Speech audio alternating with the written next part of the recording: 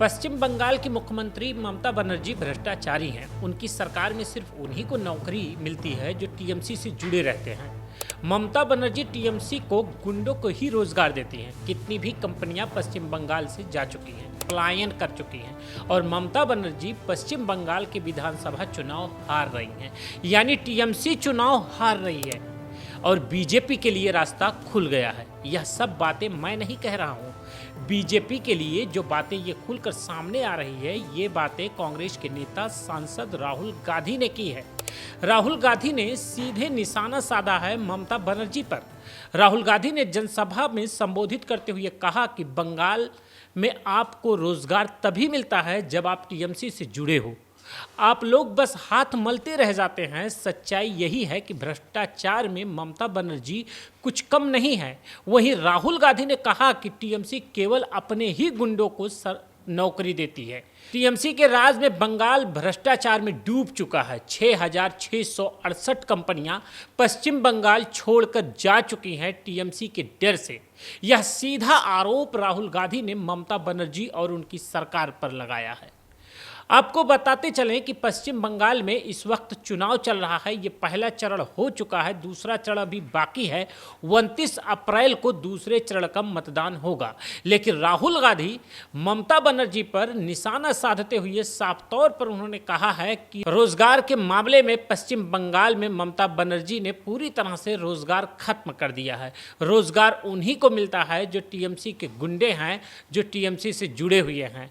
आम लोग हाथ मलते रह जाते हैं। इससे पहले राहुल गांधी ने एक वीडियो जारी कर कहा था कि ममता बनर्जी की वजह से बीजेपी के लिए रास्ता खुल गया है पश्चिम बंगाल का, यानी बीजेपी पश्चिम बंगाल जीत रही है।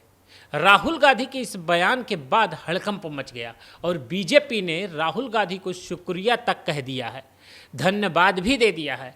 आपको बताएं कि यह जो राहुल गांधी ने ममता बनर्जी को निशाने पर लिया है, इसको लेकर बीजेपी वेस्ट बंगाल ने ट्वीट किया और लिखा है कि राहुल जी एक बार फिर से आपको बहुत बहुत धन्यवाद। वो भी इस बात को मानते हैं कि पश्चिम बंगाल से 6,688 कंपनियां क्यों भाग गईं, जहां कुछ ही नौकरियां हैं वो भी सिर्फ टीएमसी के गुंडों को और भ्रष्टाचार का बोलबाला है। पश्चिम बंगाल में अलग ही खेल देखने को मिल रहा है। भारतीय जनता पार्टी राहुल गांधी को थैंक यू बोल रही है। वहीं जब राहुल गांधी का पहला वीडियो सामने आया तो यहाँ शिवम त्यागी नाम का एक ट्विटर यूज़र है जो लिखते हैं, सबसे पहला ओपिनियन पोल भाजपा के पक्ष में आ गया है, जिसको खुद श्री राहुल गांधी जी ने दे दिया है। वह जानते हैं कि भाजपा जीत रही है। एक निष्ठावान कार्यकर्ता होने के नाते उन्होंने बताया कि भाजपा कैसे जीत रही है। राहुल गांधी के बयानों को बीजेपी खूब यूज कर रही है। सबसे बड़ी बात क्या है, अभी कांग्रेस कार्यकर्ता की हत्या कर दी जाती, इसको लेकर के भी राहुल गांधी ने काफ़ी गुस्सा दिखाया है पश्चिम बंगाल की मुख्यमंत्री ममता बनर्जी के खिलाफ। अब आपको बताएं, पश्चिम बंगाल के आसनसोल में कांग्रेस कार्यकर्ता देवदीप चटर्जी की हत्या कर दी जाती है। आरोप लगता है कि टीएमसी के कार्यकर्ता देवदीप की हत्या कर देते हैं। कांग्रेस सांसद ये आरोप लगाए, राहुल गांधी ने आरोप लगाया और कहा पश्चिम बंगाल में आज लोकतंत्र नहीं टीएमसी के गुंडों का राज चल रहा है। इसको लेकर राहुल गांधी ने एक ट्वीट किया और लिखा कि कांग्रेस के कार्यकर्ता देवदीप चटर्जी के चुनाव बाद टीएमसी से जुड़े गुंडों द्वारा की गई हत्या बेहद निंदनीय है। शोकाकुल परिवार के प्रति गहरी संवेदनाएं हैं। पश्चिम बंगाल में आज लोकतंत्र नहीं टीएमसी का गुंडा राज चल रहा है। वोट के बाद विरोधी आवाज़ों को डराना, मारना, मिटाना, यही टीएमसी का चरित्र बन चुका है। वहीं इन्होंने कहा कि कांग्रेस की राजनीति कभी हिंसा पर नहीं टिकी और ना ही कभी टिकेगी। फिर इन्होंने आगे और भी बहुत कुछ बताया। कुल मिलाकर राहुल गांधी ममता बनर्जी को सामने पर ले रहे हैं।